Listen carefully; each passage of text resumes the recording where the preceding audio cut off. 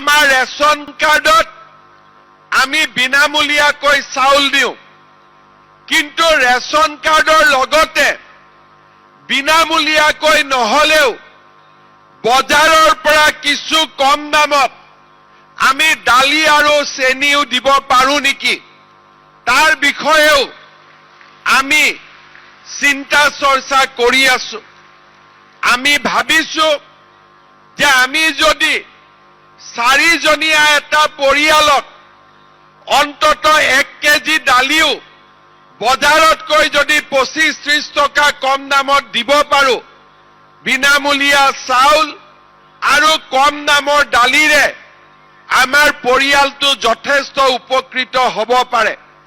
তেনেকৈ চেনিৰ যদি বজাৰৰ দাম 70 টকা, আমি যদি 15 টকা 20 টকাও কমত দিব পাৰো, তেতিয়াহ'লে তাৰ পৰাও বহু ৰাইজ উপকৃত হ'ব পাৰে।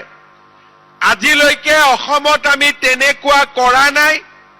কৰিব যাওঁতে কেনেকুৱা অসুবিধাৰ সন্মুখীন হ'ম সেই বিষয়েও মোৰ বহুত আইডিয়া নাই, কিন্তু আজিৰ পৰা এমাহ আগতে আমাৰ বিষয়াসকলৰ লগত মই কথা পাতিছো, যাতে আমি এনেকুৱা ব্যৱস্থা লাহে লাহেকৈ যাতে আমি আৰম্ভ কৰিব পাৰো। এই বিষয়ে ৰূপৰেখা প্ৰস্তুত কৰিবৰ বাবেও মই খাদ্য আৰু অসামৰিক যোগান বিভাগক ইতিমধ্যে দায়িত্ব দিছো, আৰু মই আশা কৰিছো যে আমাৰ এই বছৰৰ বাজেটত এই বিষয়ে আমি কি কৰিব পাৰো তাৰ উল্লেখো আমি কৰিব পাৰিম।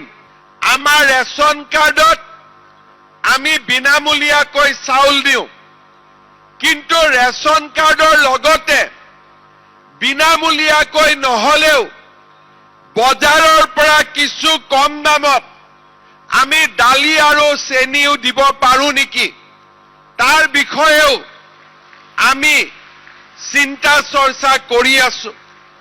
আমি ভাবিছো যে আমি যদি 4জনীয়া এটা পৰিয়ালক অন্তত 1 কেজি দালিও বজাৰতকৈ যদি 25-30 টকা কম দামত দিব পাৰো, বিনামূলীয়া চাউল আৰু কম দামৰ দালিৰে আমাৰ পৰিয়ালটো যথেষ্ট উপকৃত হ'ব পাৰে। তেনেকৈ চেনিৰ যদি বজাৰৰ দাম 70 টকা, আমি যদি 15 টকা 20 টকাও কমত দিব পাৰো, তেতিয়াহ'লে তাৰ পৰাও বহু ৰাইজ উপকৃত হ'ব পাৰে। আজিলৈকে অসমত আমি তেনেকুৱা কৰা নাই।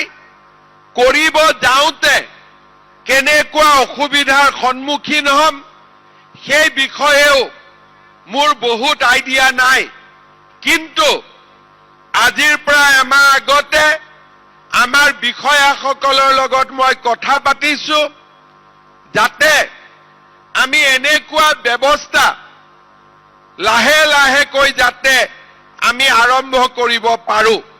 এই বিষয়ে ৰূপৰেখা প্ৰস্তুত কৰিবৰ বাবেও মই খাদ্য আৰু অসামৰিক যোগান বিভাগক ইতিমধ্যে দায়িত্ব দিছো, আৰু মই আশা কৰিছো যে আমাৰ এই বছৰৰ বাজেটত এই বিষয়ে আমি কি কৰিব পাৰো তাৰ উল্লেখ